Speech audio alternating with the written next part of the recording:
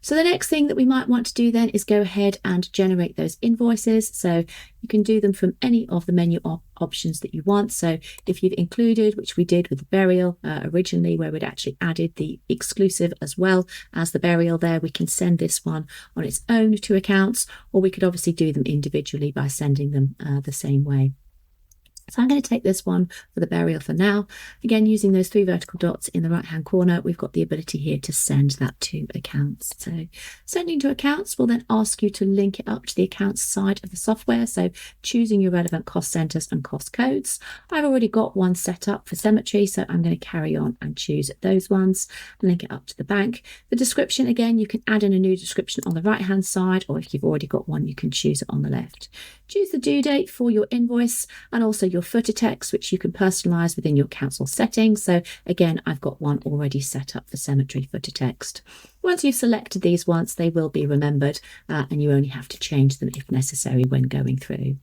So that's going to link that through. It's obviously going to create that invoice for me. And I can see here that I've got the little icon on the right hand side showing me that it's already generated that invoice in accounts. So clicking onto that invoice, the screen's going to turn blue. It's obviously going to take me through to the accounts part of the system, and I can see that invoice has come together. So again, all of these details pulled through from the council settings, the agent that's gone through, the invoice number, invoice date and due date. So because I added 2 individual fees to this, we can see the adult full burial for the £500 and then the exclusive right that's coming through as well. Obviously, you have got that ability to generate the invoices individually, but this is just an example of where I've put one that's got both together.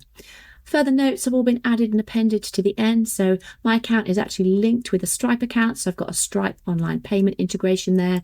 But if I switch that off, then obviously that cemetery footer text that I wanted to take from accounts is showing on there. The actual footer text itself is obviously popped in and managed through the account side. So you have got your account menu and you've got your council settings. So here is where we actually customize those templates for our invoices. It is done within the account side of the software and not cemetery, although you've got the ability to select these individual footer texts. So the default one is the very first one that you set up. Obviously, you've got the ability there to choose that file to actually upload that PDF, that image into the top right-hand corner of your invoice. So this is the default one. So I've got my default invoice footer text that's there. I can, in the top right-hand corner, edit and add a new record, which I've done for my cemetery footer text here. So again, 3 vertical dots on the right-hand side to edit rather than popping that in.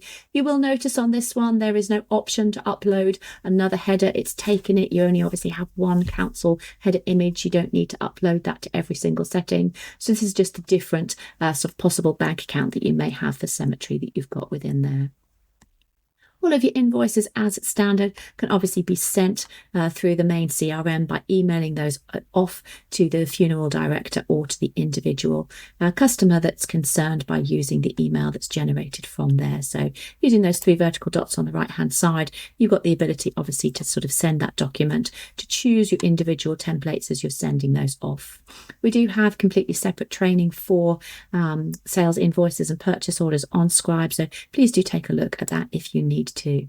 As with anything else, you've obviously got the ability to add in the source of where those emails have been generated. So if you are just interested in those that have come from cemetery or indeed allotments or booking, you can add that source menu there so that you can see where it's been generated.